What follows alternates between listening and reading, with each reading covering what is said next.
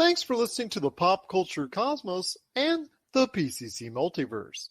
Check out more great podcasts today on one of these awesome affiliate networks. You're listening to a Weeby Geeks Network podcast. You're listening to the ESO Network, your station for all things geek. The Tangibound Network. Check it out. TangiboundNetwork.com. Listen to this show, the latest episode, every time. A proud member of the Gonna Geek Network. The opinions expressed are those of each individual. Check out all the other geeky podcasts over at GonnaGeekNetwork.com and get ready, because geekiness begins in 3, 2, 1. On this week's episode, a disaster awaits with Moonfall. Will we enjoy a Jackass forever? And are you ready to play some Wordle? All this and more as we reach our next stop, the PCC Multiverse. Don't be alarmed. The quasi-shimmering light before you is a trans-dimensional gateway to other worlds, other voices, other thoughts, and other realities. Up feels like down, and down feels like the number 7 on a Wednesday morning. Don't worry. That quivering, blood-boiling sensation under your eyebrows is all a part of the charm. Welcome to the PCC Multiverse. And we're back with another episode of the PCC Multiverse. This is Gerald Glassford from Pop Culture Cosmos, Game Source, Inside Sports Fantasy Football, and the Lakers Fast Break. We truly appreciate everyone out there listening to all of our shows, and if you can, please give us a 5-star review on Apple Podcasts, and if you still have it, Spotify Podcasts as well. Plus, if you can like, share, subscribe, follow, or do anything that you can to support us right here at the Lakers Fast Break, Pop Culture Cosmos, Inside Sports Fantasy Football, Game Source, Vampires, and Vitae. I'm trying to do a V right now. Plus everything that we do right here at the Pop Culture Cosmos, because we are the #1 tabletop RPG streamer out there on Facebook. Plus we are the place to go for all your entertainment news and trends in pop culture right there at Pop Culture Cosmos on Facebook. So go ahead and check out the latest news and trends of pop culture at Pop Culture Cosmos on Facebook. Plus hours upon hours of tabletop RPG goodness. I know Mitch ran some games this weekend. I know we've got more Vampires and Vitae on the way. And so great things coming down the pike, always here at the Pop Culture Cosmos. But it wouldn't be a PCC Multiverse without my good friend. She is the mastermind behind Vampires and Vitae and so many of our games at Pop Culture Cosmos. You got to check out what she's doing today at Vampires and Vitae, wherever you get your podcasts, plus on YouTube, wherever you go ahead and get Vampires and Vitae, including right here at the Pop Culture Cosmos. It is my good friend. It is Melinda Barkhouse Ross. And Melinda, great to have you back. Great to be back. Yeah, I'll tell you what. We kind of missed on Monday as far as just putting up some old stuff because we had some scheduling snafus. And you know what that creates for us on Friday? A ton of work. A ton of work, a ton to cover. Pop culture overload is in store. We're going to go ahead and talk to you about a whole bunch of things. I didn't even mention on the notes that we're going to hopefully squeeze in the Halo trailer as well. Yes. That's coming up for next month. Plus, we're going to be talking about a lot of great things, including the Book of Boba Fett or the Book of Mandalorian. How well is it doing in Episode 6? There was a major Star Wars reunion. If you're into your Star Wars lore, my God, you got a whole ton of it on Episode 6, so we'll talk about that. Peacemaker, Episode 6, for me, was one of the most fascinating, emotional, and disturbing, all in the same episode for Peacemaker. So we'll talk about that as well. Plus, there's a ton of stuff that's coming out this weekend in the world of video games, streaming, and the movies. In fact, there's supposedly a battle going on this weekend at the domestic box office. Will Spider-Man No Way Home finally get defeated once again? This time by Jackass Forever or Moonfall? We'll talk about that coming up. We're also going to be talking about Amazon, which they're also going to be doing a price hike. But they've got The Legend of Vox Machina and Reacher coming to the Amazon Prime Video this weekend, so we'll talk about that. Plus, on Netflix, Murderville, Archive 81, which I know Melinda has already gotten into, plus their big announcement video that we have displayed on the Pop Culture Cosmos Facebook page. That is, they're doing 86 movies for the rest of this year.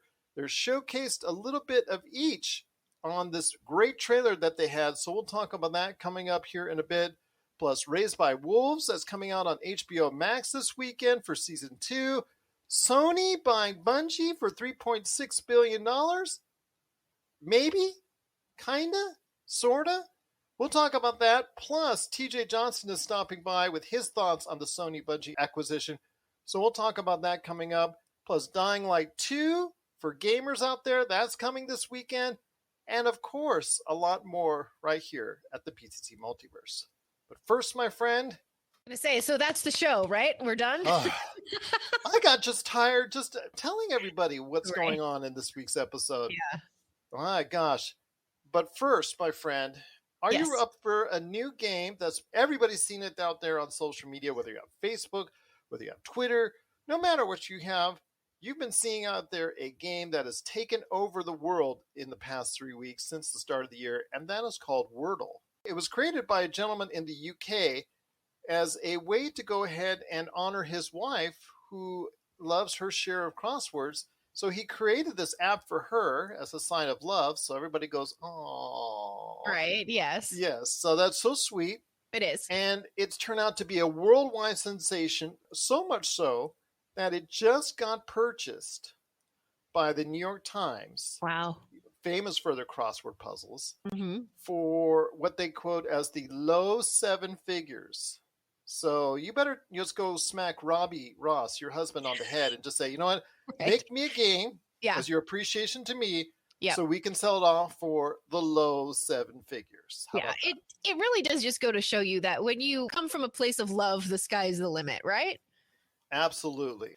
So what we're going to do during the course of this busy episode, we're going to play a game of Wordle. Oh dear. So Okay. how does it? Yep. So I've got it up there right now. Okay. Going to go ahead and showcase it a little bit more along with us right there. So before we go ahead into the rest of the news cycle and what's going on, we're going Yes. to go ahead with the first word. So we're going to keep coming back to it during the course of the hour. So Melinda, I'll start with you first. Since you're my great friend and you've been an awesome part of this show each and every week, you get to go first. And by the way, there's no pressure at all on your first 5-letter word. Yeah, none. Wordle. So I'm going to go with one that has 2 E's in it. How about green? Green it is. So let me type this first. Green. So basically, if you're not up with Wordle, it's available out on apps, also available on a website. It's based off of 5-letter words. So you're trying to figure out what the 5-letter word is. And you get 1, 2, 3, 4, 5, 6 opportunities to go ahead and guess what that word is. And each time you get a word, it'll tell you if any of the letters are part of it, if they're in the right place, or if they're not included at all. So we're going to go ahead with green as your first guess. And survey says, ooh, the R. So it's the E is not in there, Yeah. but all the right. R is somewhere in the word. It isn't in the right place on green, so it's Okay. somewhere in there. The R is correct. So we got 1 out of 5. We're doing good. So Okay, you better than what I start off with. So what we need now is a word that has an R in it and no E's. Is that Yes. So Okay. it'd be like there's an A, there's an I, there's an O, a U, one type of vowel, or maybe more than 2. Right. You never know what's going to happen with this, but we're going to go ahead in a few minutes. We're going to think it over, what the next guess could be. But we're going to go ahead right now and talk about the news cycle. And first off is the box office, because this is the first real contentious box office in a little while since Scream. right? Scream came out and won the domestic box office for a week. The studio has just approved a sequel for the Scream reboot. So that'll be filmed later this year. So that tells you how well it's doing. It's garnered over $100 million worldwide at the box office. But it quickly got beat the next week by Spider-Man, regaining its position. And Spider-Man has held ever since. This weekend brings 2 new movies, one of which is a very familiar face, and one of which was made by a very familiar face. The first one is Jackass Forever, from the guys that have been doing Jackass from the original TV show on MTV all the way to doing the movies. And this will be their last outing in the original group. There are new members that they may pass the baton to, and if Paramount wants to continue it in some form or fashion, whether it's more movies or TV, it's still up in the air. But Jackass Forever's gotten pretty decent ratings. Of course, it's all about the calamity that they go ahead and the stunts that they pull on each other. If you've been reading the news, you know that Johnny Knoxville, the star of Jackass, actually got seriously injured in a bull riding stunt that he did, which caused, as he said, some serious brain damage to his cognitive abilities for quite some time. And actually, he's still on meds at this point in time from what the interview he had earlier this week. So some serious damage there. These are serious stunts that they do on the show, but for big laughs. Your thoughts on Jackass Forever? I mean, they've managed to take something like an MTV, I don't know, throwaway show and really turn it into an empire. So I can't. 25 years later. Yeah, like I can't fault the guys for that. I really can't. I'm not going to rush to the theater to see it. But I'm also, you know, a year-old woman, and I'm not exactly their target audience. So, I don't know. I mean, honestly, well, it's different now because, you know, since it's Paramount, eventually it's going to land on Paramount Plus. So you don't actually have to go out and see it in the theaters if you don't want to. Yeah, that's true. I guess. And this is not a movie that you would say is like has to be cinematic in scope, like watching Dune or something where it's really enhanced. Unless you like those shot to the nether regions that, you know, they're just so bad that you got to see it in like an 80-foot screen. Yeah. I made the mistake of seeing, I want to say it was the last Jackass movie in theaters with the volcano. Oh yes. Yeah, that was more than enough Jackass for me. I'm still full of Jackass from that one. Well, fair enough. I think actually that's going to win the weekend domestically. I think there's still enough love for it. Plus, everybody knows that this is the last go round for the original crew. So we'll see what happens with Jackass Forever. It's facing off against, like I said, Spider-Man No Way Home, which still may do some decent numbers as it climbs towards the actually higher up on the food chain for the all-time list on the domestic side and the world side, but domestically, it may still have a chance of beating Avatar here in the next couple of weeks. But also out this weekend is Moonfall, which stars Patrick Wilson and Halle Berry. And the reviews on this were not surprising to me because this movie from the get-go reminded me so much of Gerard Butler's Geostorm. Yes.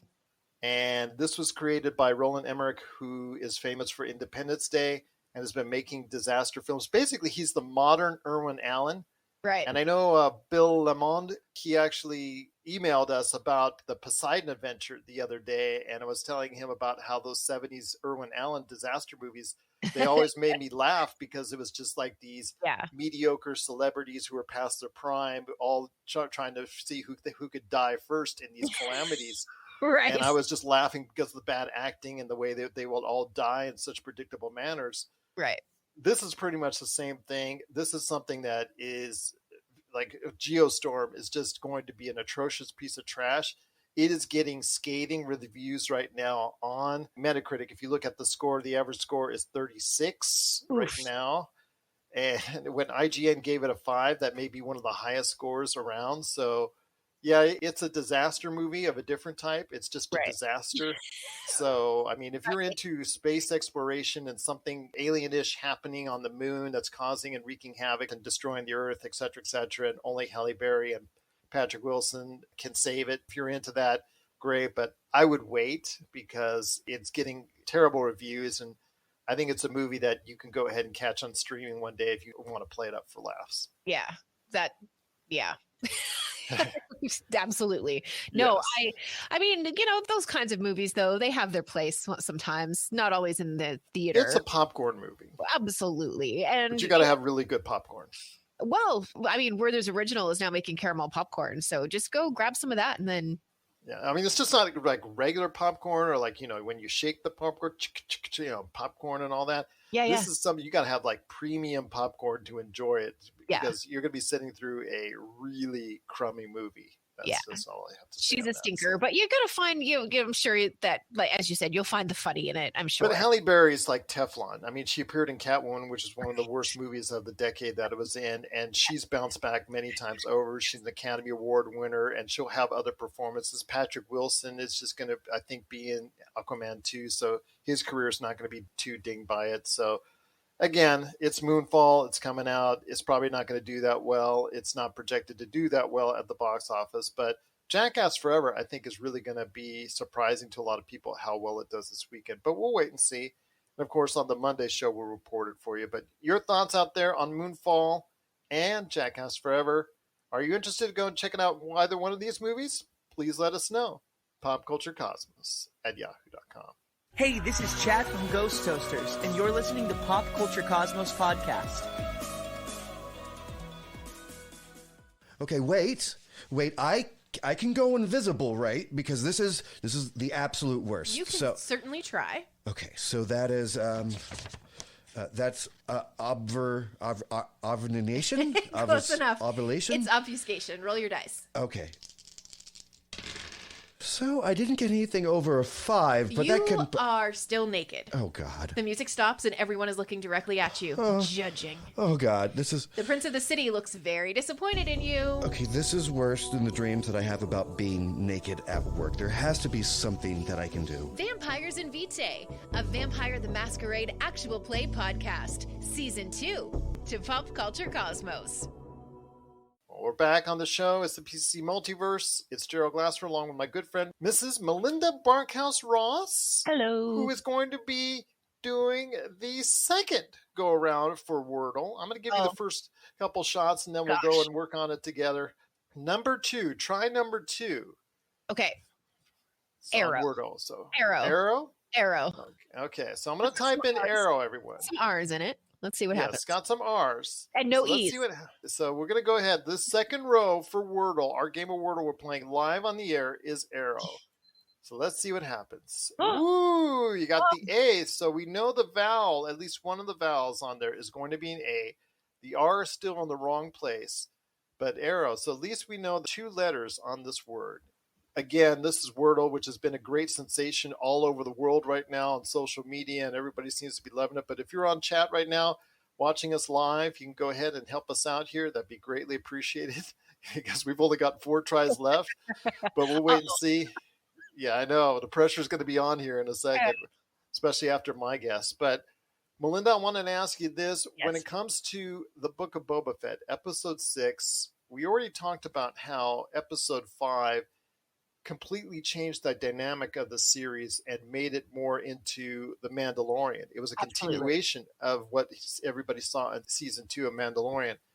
This was even more of a embodiment of the Star Wars universe because seemingly every facet of the Star Wars universe that you could put in there was put in there. The episode started with a return of the Marshal that we saw from last season, who helped out Mandalorian and had the armor of Boba Fett before he returned it.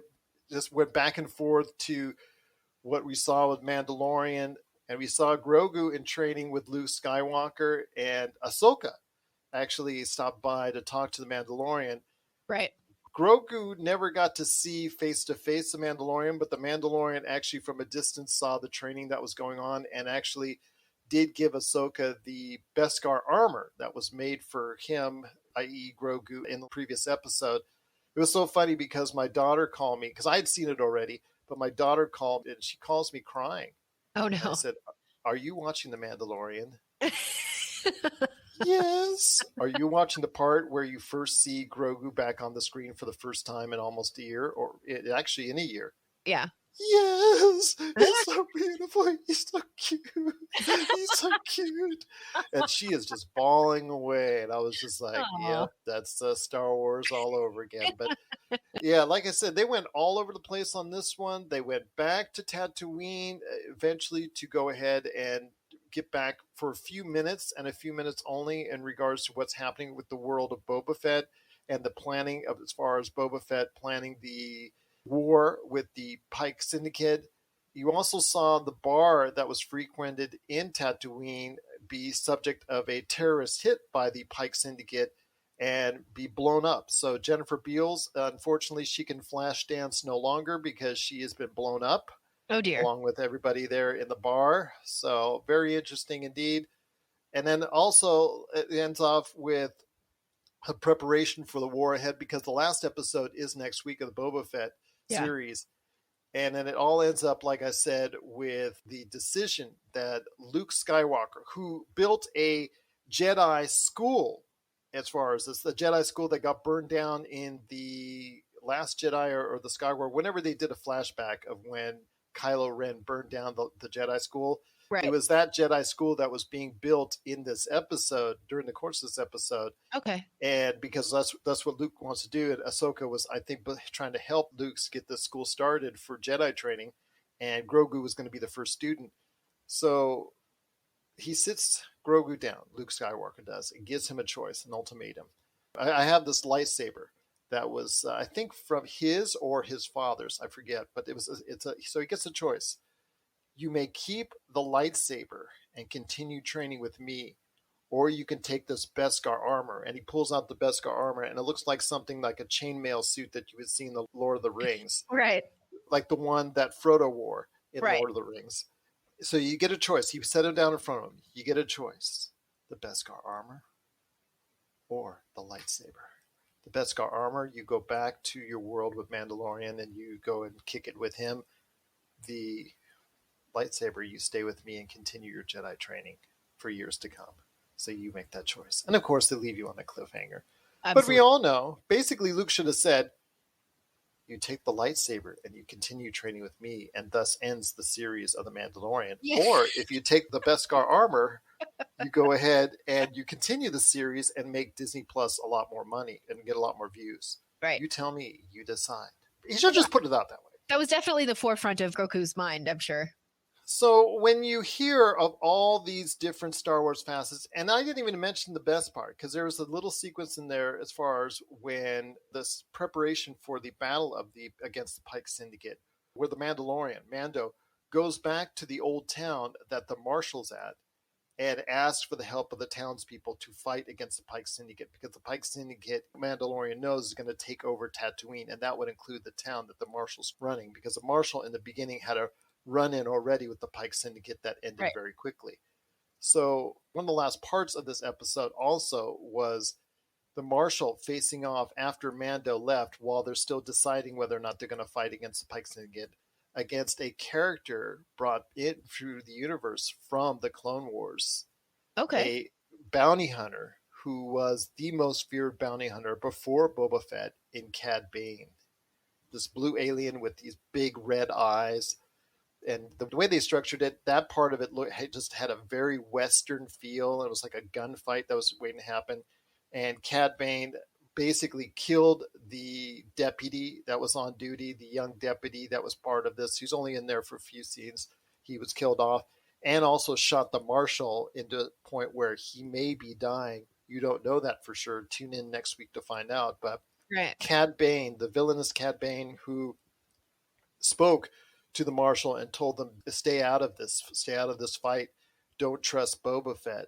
And so basically it comes down to, what's going to happen next week during this battle, this final episode, that Cad Bane and Boba Fett are going to somehow face off against each other. So again, you saw all facets of the Star Wars universe. If you even throw the Naboo Starfighter, which was made another appearance, you can even put in the prequels in there. So you saw the prequels, you saw the beloved trilogy from the 70s and 80s. You saw references to the later on from the new movies, the rebooted movies. You saw stuff from the appearance of Cad Bane from the Clone Wars. And of course, The Mandalorian as well. I mean, when you've got all this bunch together, a lot of people are praising the episode. I still ask that question. What does it do for the Book of Boba Fett? For the Book of Boba Fett? I don't know. Because we talked about this last week. It takes away. Did they already decide on a second season? They have not decided on it. Okay, so maybe one season is all that they really had planned. Maybe. It's a character who had like 15 lines. Yeah. Maybe at most. Actually less. And as a character who had more of a mystique over the years, Yeah. that's why he was so cool and so beloved by a certain sect of the Star Wars fan universe. Right. That mystique is gone. It's Yeah. way gone. I mean, Yeah. now it's come to the point where people are like, okay, I've had enough Boba Fett. Some people still love Boba Fett, but a lot of people are just like saying, can we get it over with and go on to The Mandalorian? Yeah. Yeah, I'm probably in that camp. I started out really enjoying the movie. I enjoy Robert Rodriguez and his style of camera angles and fast cuts and forwards and backwards and all of that stuff. Really into all of that. But when the episode of The Mandalorian came out, I was like, oh, The Mandalorian is that much better. Right. Right. That's how I feel about it. Yeah, that's how I feel about it.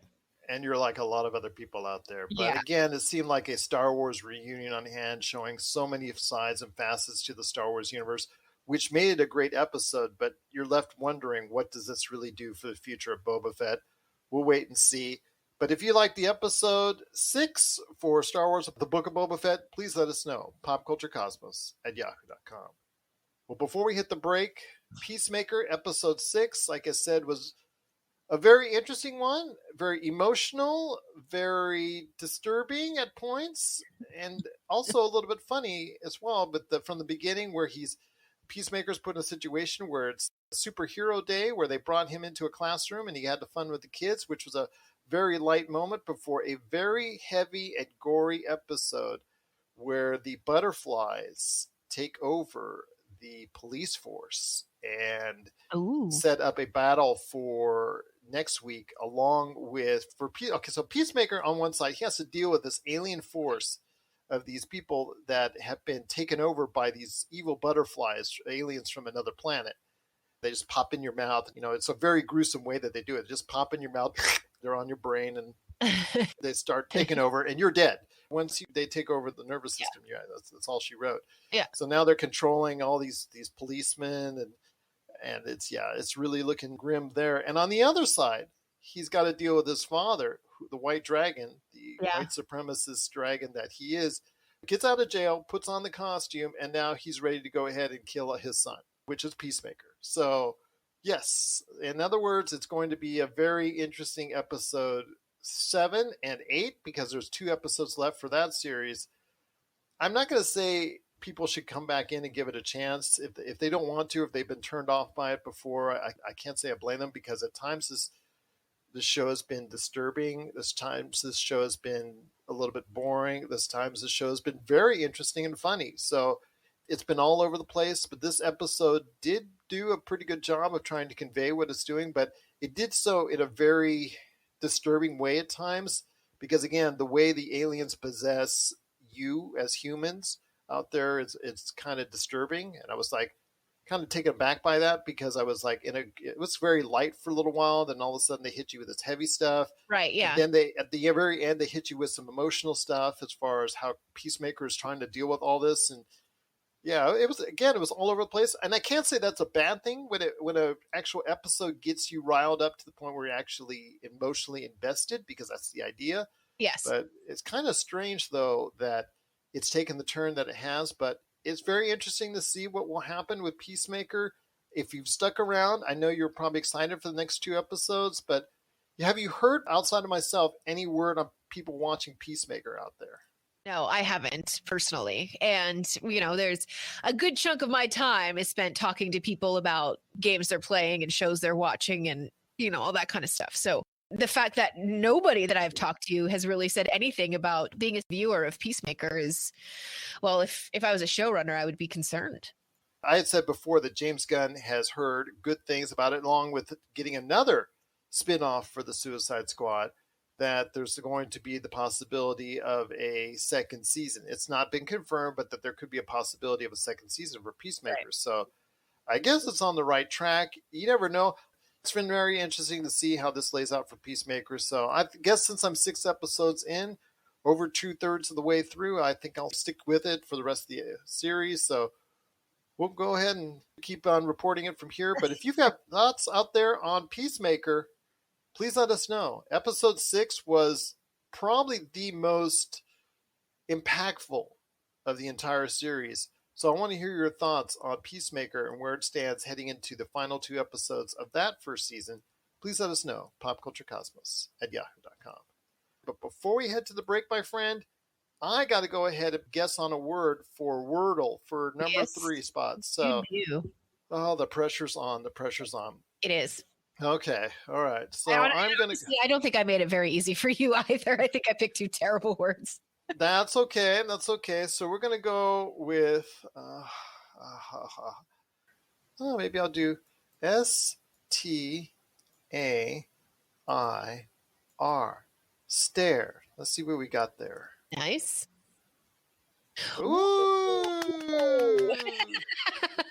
All right. So just to let everybody know on the podcast what we did, I said stare as the third guess. The S is in the correct spot. The T is not. Good letter. The A is in the right spot. And the R is in an incorrect spot, but it's still there. So we now know what we need to do. We'll go ahead and keep on guessing on the back half of the show. But when we come back, it is TJ Johnson on Sony buying Bungie. Or did they? We'll talk about the unique relationship they now have. $3.6 billion unique. And then it'll be us playing more Wordle and more coming up after the break. This is the PCC Multiverse. And if you're ready to talk toys, I haven't stopped talking toys. Let's get to it. It's the Jay and Rob Toy Show, and we're back for season 2 for 10 more episodes of toy talking goodness. And this time we talk Marvel figures, we talk DC figures, holy grails, play sets, what if scenarios, and so much more. But we're not alone. We've brought a few friends with us this time. All that and of course our action figure spotlight. So check out the Jay and Rob Toy Show season 2, exclusively on Jinx Esports TV Canada. All right, and we're back because it is the Pop Culture Cosmos. It's Gerald Glassford coming right back at you here. Thank you so much for watching and listening. Here's another shocker in the console wars, in the console battle between PlayStation and Xbox, and there's a little bit of Nintendo every now and then. And then also, we can't forget Tencent, because in the past few months, we've seen acquisition after acquisition after acquisition. We've talked about Tencent. We've talked about 2K buying Zynga. We've also talked about, of course, the huge Activision purchase by Microsoft. And now this week, another bombshell drops in the console wars as Bungie gets purchased by Sony for a reported $3.6 billion. Again, TJ should be yes. I was just waiting for you. $1 billion to go ahead with Dr. Evil once again. But here today to talk about this purchase and how it affects the landscape of the console wars going forward and the unusual comments that were made is a good man indeed. He is one of our great reps here at the Pop Culture Cosmos. It is TJ Johnson. And TJ, great to have you back, my friend. Not too surprising that Sony would make a kind of like counter move. Not on the level, of course, especially with billions of dollars. Right. That Microsoft made with Activision. It still is a counter move. Although it's kind of funny that Sony has purchased Bungie for almost the same amount not too long ago in the previous decade that Disney acquired Marvel and Star Wars. Serendipity.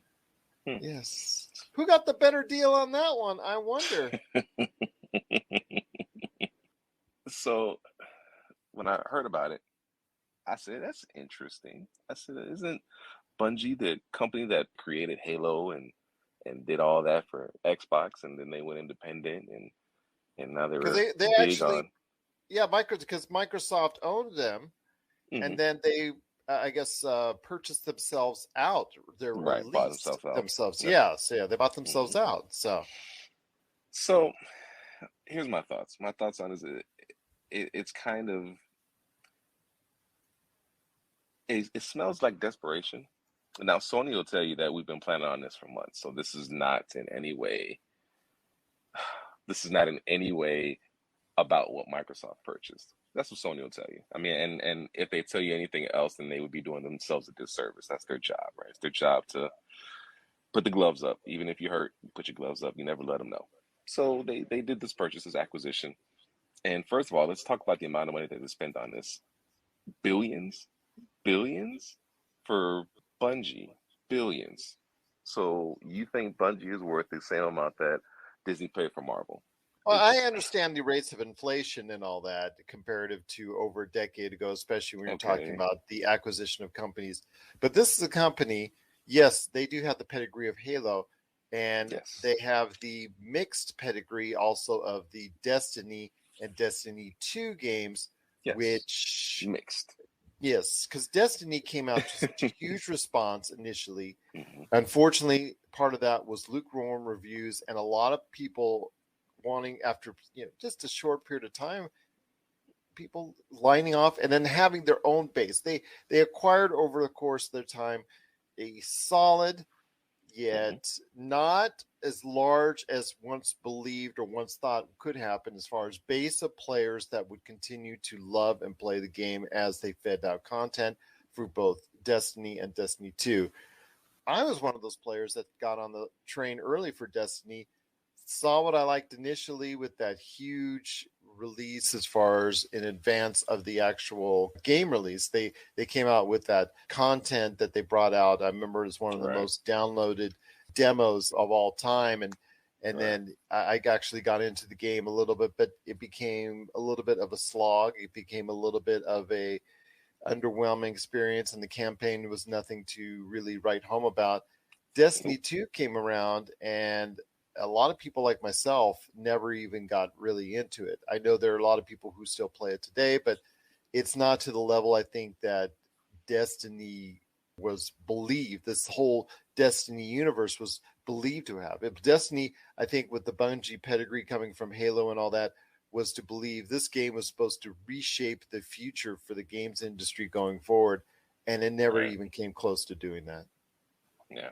Unfortunately, I think that they've got themselves a niche as a shooter, as a shooter company, and the truth of the matter is, Sony needs, absolutely. Sony absolutely needs that. But the truth of the matter is, Destiny is still doing numbers. I think they just hit 1 million users over the weekend or something. They just had some kind of staggering statistic that came out about how many users they had. I want to say it was like 1 million. So it's not that they don't have users. I don't want to make it sound like Bungie is not a decent acquisition for Sony.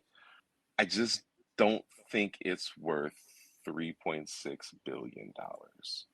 This word billion is just being thrown around so loosely as of late. It's just like every time you hear it's billion this, billion that, $6.68 billion, $3.6 billion. Like that's a lot of money to throw at this development company. And I don't see them as a $3.6 billion worth, but they're paying on an investment and they're planning this turns into something that could be big. And what I found was interesting is that they made it very clear to point out that this team would still be working independently under the Sony brand, but independently and still putting out multi-platform. I wanted to ask you, because Sony, the Sony president, the Sony lead, and also as well the Bungie president, both of them indicated that was going to be the case. So you're telling me in essence that you made a purchase of $3.6 billion, yet you're still going to run into to not be exclusive, you're still going to be running in things independently as they see fit, as Bungie sees fit, not Sony, as Bungie sees fit. So in essence, what are you buying? Because with Activision, we know that the future is coming at some point in time, whenever contractual agreements are finished with Sony, that there will be exclusive Call of Duty and Activision games going forward for the Xbox Games Pass. This is something that's going to happen. Call of Duty Warzone, I have a feeling that because of the microtransactions and free-to-play platform, will be on a multi-platform. But we're talking about the almost yearly campaigns, the type of deal where Call of Duty Vanguard and Call of Duty Black Ops have thrived before. Those games, once they're created, whether they're yearly or not, will be exclusive at some point in time down the road for Xbox. With this case and Sony, Sony's going to be raking in the bucks, whatever Bungie makes, and they're also talking about developing a new game alongside the Destiny universe. That's fine, that's great, but that's also believed in order to what you hear, it's going to be an independent game as well that's multi-platform. So what does Sony really get out of this outside of just raking in the bucks when all is said and done from what they paid for Bungie?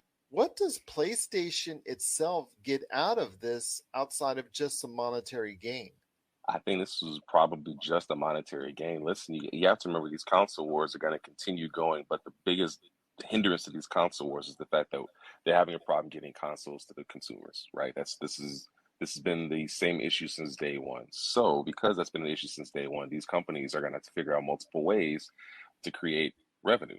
And I believe one of Sony's thought points to this is we're going to be able to create revenue by still allowing PlayStation branded games or PlayStation titles such as MLB The Show, which was also just announced to be releasing on Microsoft and Nintendo platforms as well, by allowing these other platforms to utilize the Sony brand name for certain games, certain instances.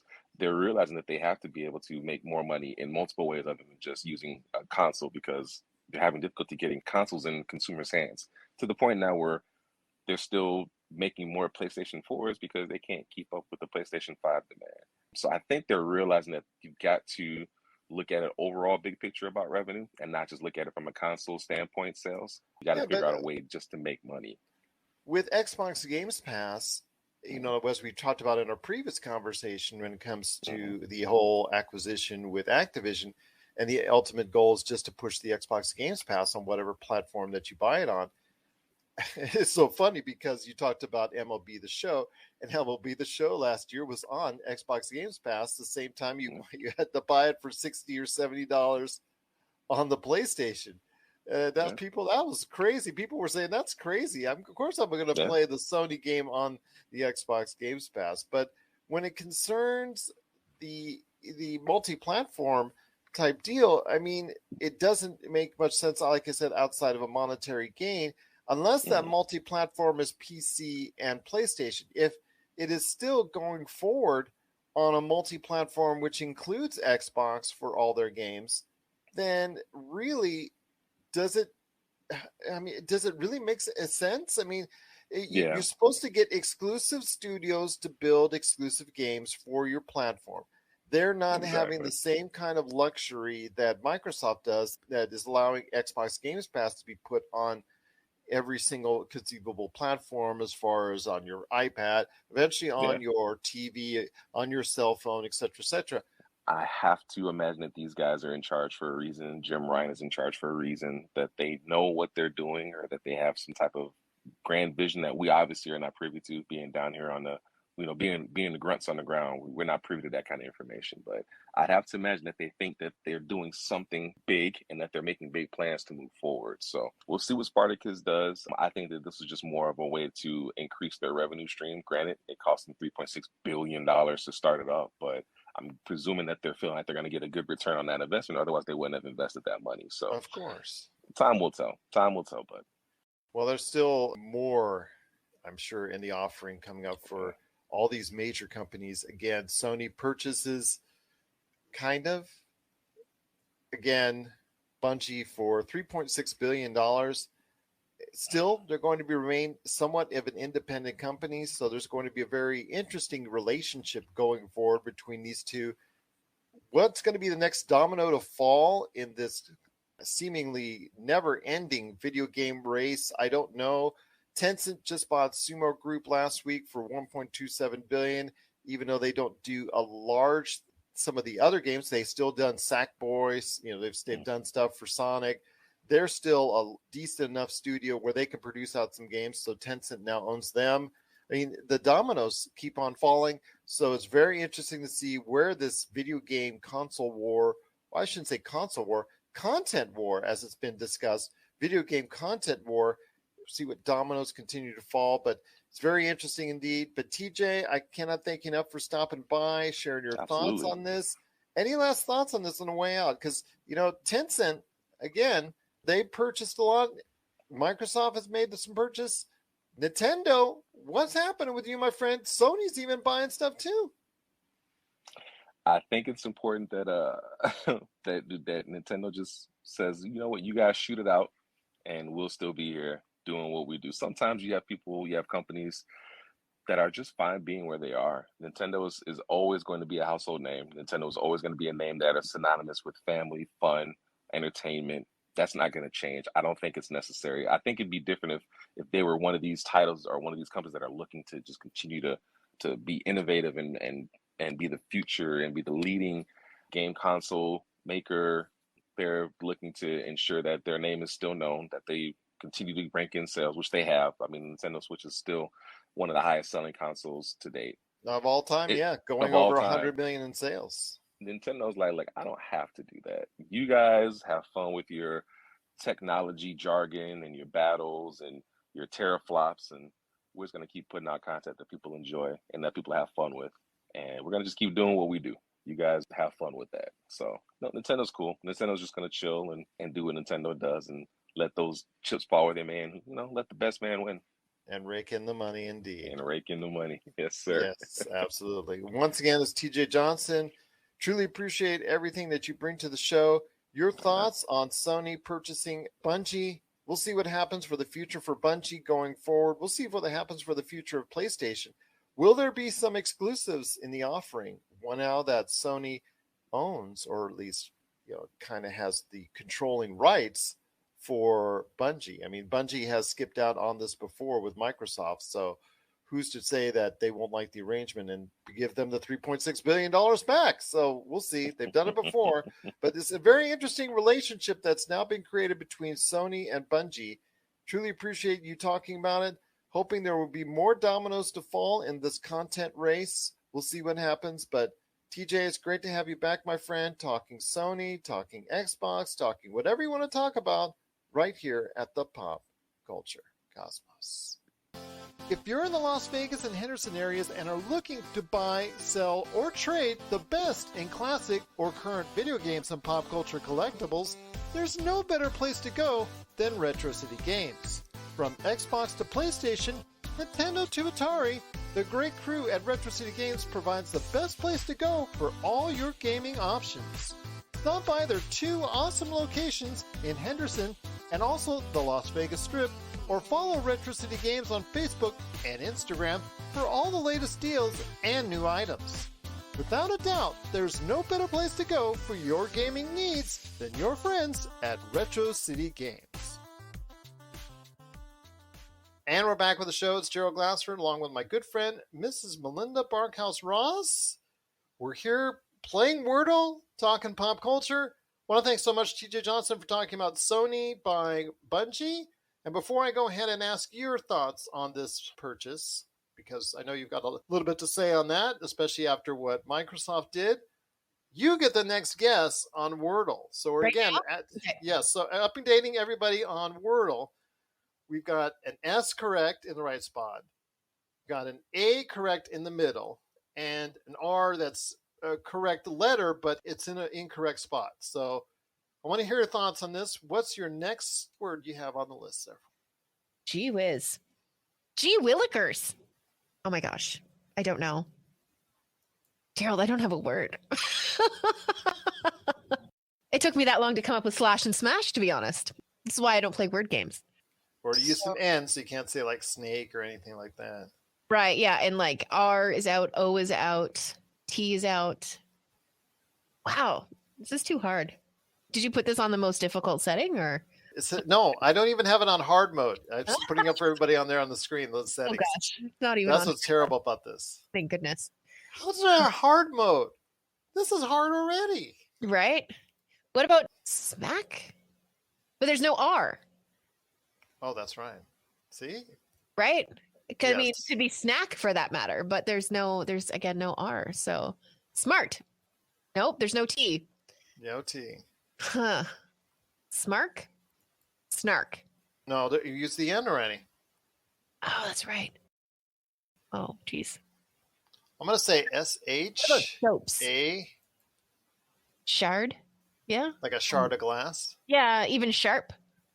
Yeah. Hey. That's a more common word. Let's see. Let's give it a... Oh, yeah. Yeah. Okay. So it's all right. Oh, no, there's no R. Oh, yeah, there is an R. Okay. There is an R. It's just not two R's. Right. Yeah. Okay. So we're going to go everyone with sharp and see what happens there. Keep your fingers crossed. Oh, my gosh. Here we go. Oh! It is shard. Put Shard in right now. Let's just see if we can. So Sharp didn't work. Everything else is in place. So it's HR. Let's go D. Let's see if we finish this on out. Oh, man. Hey! Yes, it is Shard.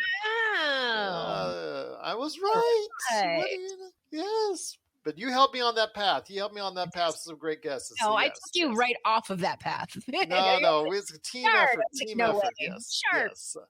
So that is the craze known as Wordle. Everybody out there, I hope you've had a lot of fun watching what we've been doing here on the show. We truly appreciate you going ahead and watching all this. It's from us being frustrated, but hey, we did a great job. So not bad at all. Yeah, not bad at all. With me, I'm usually a loser on it. So that's a great job indeed. Want to go ahead and touch on this, though. TJ was talking about it in regards to Sony buying Bungie for $3.6 billion. Bungie will still remain independent. We'll still have a lot of its projects, if not all of its projects that they indicated, will still be multi-platform. Sony has indicated since that they're looking to expand beyond the reaches of PlayStation.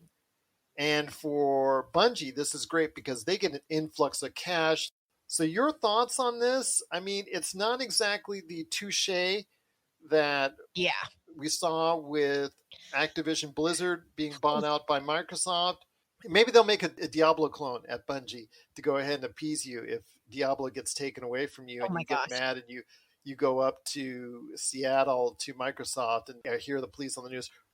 There's a woman outside the Microsoft offices with a sign, "Don't take my Diablo away from my PS4. Do not do this, Bill Gates. No. See, I'm Canadian, so it would be a strongly worded letter that I would put in the mail and send. Okay. Yeah. There's no actually. I get to see Robbie turning on CNN or something like that, MSNBC or some news station, seeing this. Hey, that's my wife outside there, like helicopter coverage and all that. So, but if you have thoughts out there on Sony buying Bungie, please let us know. popculturecosmos@yahoo.com. My friend, before we head on out, still a little bit more to talk about, including some streaming stuff. We mentioned earlier that Amazon is raising its rates. Not a surprise at all. I mean, it's the first time in 4 years for them, so I guess it's something to be expected. We saw it already this year with Netflix raising the rates, and now Amazon. Coming up this weekend on Amazon, there's not one but two properties that are coming out there. The first thing I wanted to mention was The Legend of Vox Machina, which I know you're familiar with from the folks from Critical Role, playing a key part into this animated series. It's getting a lot of acclaim already. People are very interested in it. Your thoughts on The Legend of Vox Machina? I've watched the first 3 episodes. They're really good. And, some of the problems that I'm seeing people have with it online are stuff like, it just seems like it's moving really fast and things like that. I mean, it's based on their first campaign that they ran for Critical Role. And that game was just over 2 years, almost 2.5 years long, I believe. So, of course, they're not going to be able to hit every single beat in the story. Exactly. You're trying to condense it, yeah. Right. Yeah. Even if you know nothing about Dungeons and Dragons or Critical Role or any of that kind of stuff, you're going to enjoy this cartoon. There is nudity. There is bad words. So if that's a turnoff for you, this is not going to be the cartoon for you. But if that doesn't really bother you too much, you see Matt Mercer in a number of different roles, just like you do when you watch Critical Role. Everything seems exactly as spicy as Critical Role can be and exactly as much fun. It still comes across with all of the charm that Critical Role has. The other Amazon feature is Reacher. That series starts as well. That's based off of the Jack Reacher character from the books and, of course, the Tom Cruise movies. Right. I know, like I said before, that it reminds me, the lead actor, Alan Ritchson, reminds me a little bit of Chris Hemsworth in that, yes, he's jacked up, but he seems to have a familiarity with the camera, being very presentable as far as on an acting side. He's not just some musclehead who doesn't know how to act, and it looks like it's going to be something that they try to center a series around him and it's going to fail. Right. This might actually have some legs. Again, from what I've seen in the trailers, it seems very promising to continue the Reacher character. Your thoughts on Reacher real quick from Amazon? It's another one that I'm looking forward to. I find myself coming to Amazon before I know you and a lot of the ladies might have some interest in it. Yeah, I mean, you're not going to be upset about an attractive person in a show that you're watching. Nobody is ever upset about that. Netflix. Yes. Which Netflix, there's a lot of things going on, as always at Netflix. Wow, right? Yes, the farce comedy Murderville, which plays off cop show tropes. Sure. And I think Will Arnett's starring in it, and a guest comes in to help solve a crime each and every week. And they play the guest that comes in, the celebrity guest that comes in, has no idea what's going to be said next, and they have to improv the whole thing. So it's really kind of funny where everybody else, the actors, they know what they're doing. And the celebrity that comes on each and every week has to play it all improv. So it creates for an interesting show nonetheless. But yes, Murderville started up. It's already available on Netflix. Also as well, you've been catching something on Netflix as well that just came out instead of Boba Fett. Yeah, I fell into Archive 81 the other night. And if you are a fan of a creepy show that is going to keep you guessing, and I don't mean like scary, I mean unnerving creepy, this is the show for you. Please watch it, because I put it on the Vampires and Vitae Twitter the other day, and I was like, are we just not talking about Archive 81, or am I just really late? And I've missed. I think it might be an under the radar hit for Netflix. Oh, a lot of people may get interested in it. It is so good. I mentioned it today to a couple of people, and they were like, yeah, that's on my list of ones that I want to check out. Please give this show on Netflix a little bit of your time. It's so good. Netflix just dropped a trailer showcasing 86 movies that are coming by the end of the year, which is insane. Blows my mind. I mean, this even beats the 52 movies in 52 weeks that they promoted last year. Yeah. 86 movies, Melinda. Yeah. Wow. There weren't many flashes of movies that we saw in that trailer. That tells you the power of Netflix right there for you. So 86 movies are on the way. That doesn't even mention any of the shows like Stranger Things or anything that they're doing as far as series is concerned, or specials or anything like that. Those are just straight up movies. 86 movies coming to the end of the year. And Dying Light 2, for gamers out there, that's coming this weekend. Raised by Wolves, HBO Max, Season 2. If you're into that, Ridley Scott produced series from the highly acclaimed first season of HBO Max that came out right at the dawn of when HBO Max was starting. So if you're going to go ahead and check that out, please let us know, popculturecosmos@yahoo.com. It's been a great episode, Melinda. Tell you what, exhale, we're almost out. We did great on Wordle. We actually finished way before I thought we were going to do it. Right? Not bad. But before we head on out, something I wanted to cover on the Monday show, Halo. I don't know if you get a chance to check out the trailer. The series is coming out later in March, March to be exact, about a week before Moon Knight drops on Disney+. This will be coming out to Paramount+, which, by the way, just talked about a Starfleet Academy series that's going to be in development. Also very interesting. Yeah. So your thoughts on Halo? People are up in arms that they don't hear the voice of Steve Downes, which is the famous voice for all these years. Right. They talked about the voice of Cortana still being around, Jen Taylor. It looked okay. I've already seen Halo series before being tried as far as from an independent standpoint and kind of like a mini-series standpoint already by Microsoft. And it's been hit or miss. I mean, this looks okay. I'm going to give it a chance. How about you? Yeah, I would do the same. I would give it a chance. Will it have a whole lot of substance? That's the only question that I have. And also, is it the show that we need to have substance to? I don't know. We'll find out. Definitely looking forward to Halo. Obviously, because of my love for Halo over the years, I'll definitely give it a chance. But we want to hear your thoughts on the Halo series and if it's something that you are going to get into next month on Paramount+. Please let us know. popculturecosmos@yahoo.com. I'm exhaling now. What an episode. I'll tell you what, we ran through the gambit. You did an incredible job as always. I'm just glad we solved the puzzle. Of everything we talked about, I'm just glad we solved the Wordle. Right. Any last thoughts, my friend, before we head on? Apparently, What We Do in the Shadows is on Disney+, at least in Canada. So I haven't looked for it down here, but yeah. When it concerns stuff overseas, like for instance, what Ben Arnault from Australia from Smoking Hot Confessions. He and I were talking about in January when he stopped by to host the Pop Culture Cosmos. My gosh, they get so many more good things all wrapped up in a run. It's basically what I've talked about for years, that I would love to see the day that Disney just says, okay, we're absorbing Hulu, absorbing ESPN Plus, putting it all on one platform. It would be interesting to see if they did that. Perhaps have the other two outside. I don't know. Now I'm trying to redesign their app, and that's not going to work for me. So we should call it the Melinda app. Yeah, you know what? It's another strongly worded email from a Canadian. That's what that is. Outside at Disneyland. Yes, there's a woman out there saying, you need to change the app, please. Yeah. Change the app, please. Everything not directly Disney animated or live action, you have to have a password for. This is the way, the Melinda way. This is the way. So for Melinda Barkhouse Ross, this is Gerald Glassford. It's another beautiful day in paradise right here in the PCC Multiverse. We thank you for listening.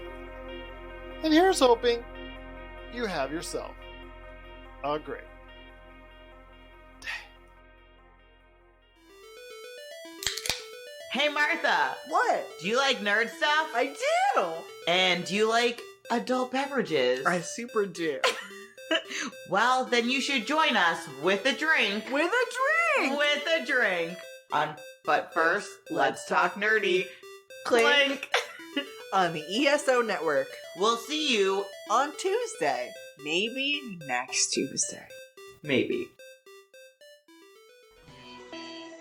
You're listening to a Weeby Geeks Network podcast. This has been a broadcast of the ESO Network. Be part of the crew and help support our shows by donating to our ESO Patreon or by shopping at the TeePublic store, which can all be found at www.esonetwork.com. The ESO Network, your station for all things geek.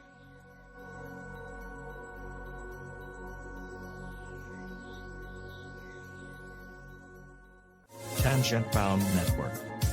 Let your voice be heard. TangentBoundNetwork.com.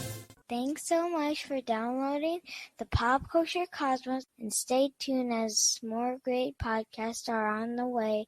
Thanks again for listening to us here at the Pop Culture Cosmos.